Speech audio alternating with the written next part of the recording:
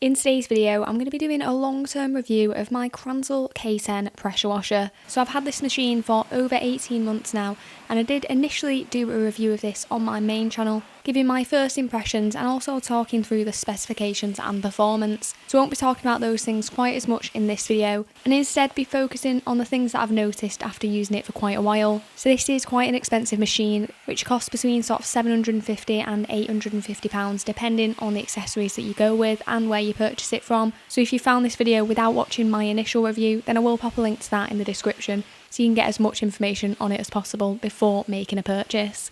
So I'm going to first start off by talking about how I look after the machine. So this is something that is really built to last. So what makes it different to a lot of domestic pressure washers is that you do need to change the oil periodically to keep it running smoothly. So in the instruction manual, it says to do this after the first 50 hours of use, and then every 250 hours after that. I use the Kranzle pump oil, which is about £15 for 250ml, which is the amount required for this machine. And the process of changing the oil usually takes about 10 minutes. The only thing to note is that the sump plug underneath, which you need to undo to let the oil drain out, can be really quite tight, particularly the first time you do it. So I had to use a decent extension on it the first time, and there needed to be someone else there to hold it in place too to be able to remove it.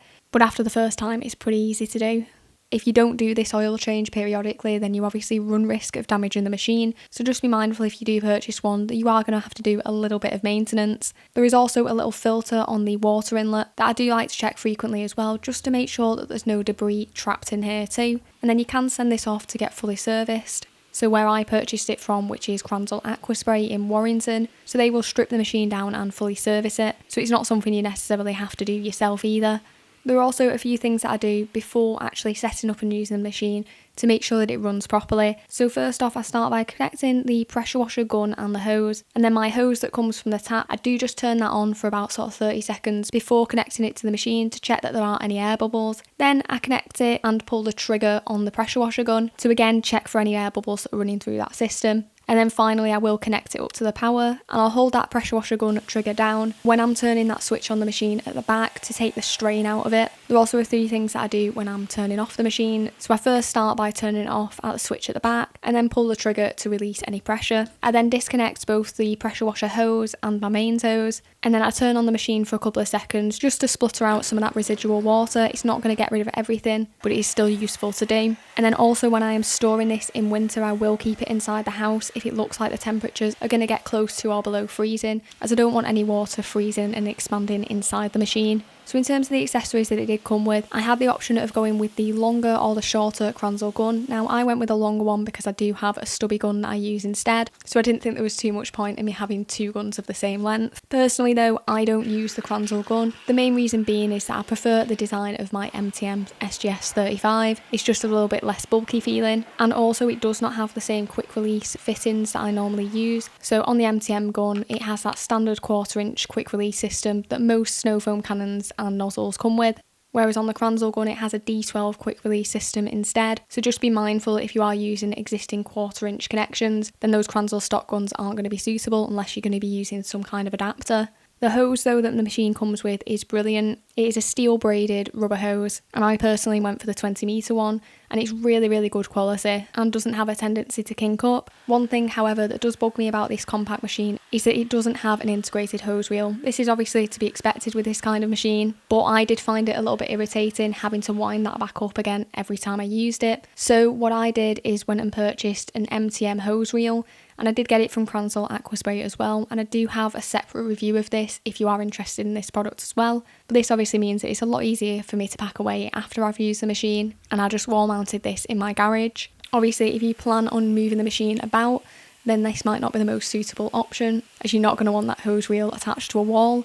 You can though get a trolley for this machine, which is £160 on the Kranzle Aquaspray website at the time of making this video. So that's obviously going to be a lot more suitable if you plan on moving it. But of course that is quite a considerable extra expense to be making compared to getting a machine that obviously has an integrated hose reel and wheels. One thing to note about this machine as well is that it is really quite loud.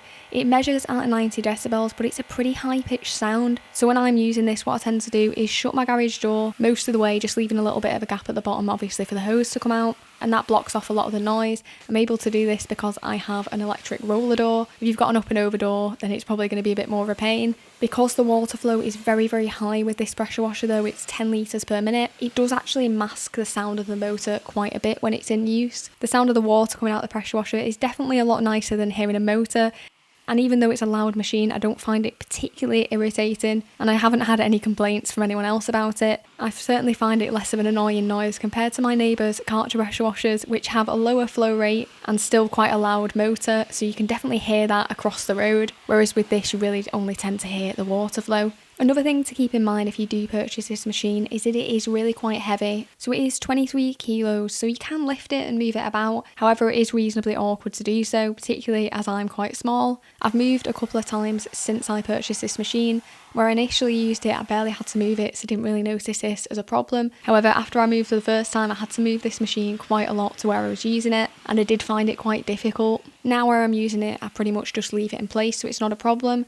But if you do plan on moving this machine often, then you might want to consider getting one of those trolleys because it isn't the easiest thing to do. I've mainly been using this machine for car detailing. However, I have done a few extra odd jobs such as patio cleaning with it and let a couple of people borrow it for the same purpose. And the feedback that I've got on it and what I've experienced myself is that the performance compared to a standard domestic pressure washer is really just another level. It's mainly due to the high flow rate of 10 litres per minute where you're really getting a lot more out of it. I upgraded from a Kranzle K10 pressure washer, and with having that 40% extra flow rate, the difference really was very considerable. The snow foam quality that I get from the pressure washer is really great, and I've also noticed it's a lot easier to remove dirt from the vehicle during the pre-wash stage. I don't have to stand really close with the pressure washer, so I'm not worried about damaging the surface, but having that increased water flow does really help with that dirt removal. And for car washing, the performance of it is spot on. Another thing that I do think really needs mentioning with this K10 is it is not recommended to be used with a water tank. And there are a couple of reasons for this. Firstly, this requires a 10 litre per minute water supply, which is quite a lot, so it's hard to do so when using it from a water tank. And secondly, this machine has a harder spring in it compared to the K7, which has a lower flow rate at 7 litres per minute and a softer spring in the valve so that it can be used with a water tank. So if, for example, you are using this for mobile detailing and either have a tank at the moment or plan to use one in the future, or potentially you're using this at home and fearful of hosepipe bans, and want to run this from a water butt, then you're going to be best off going with that K7 for peace of mind. So what I've tried to do here is point out some of the potential drawbacks of this machine, having used it for quite a while now.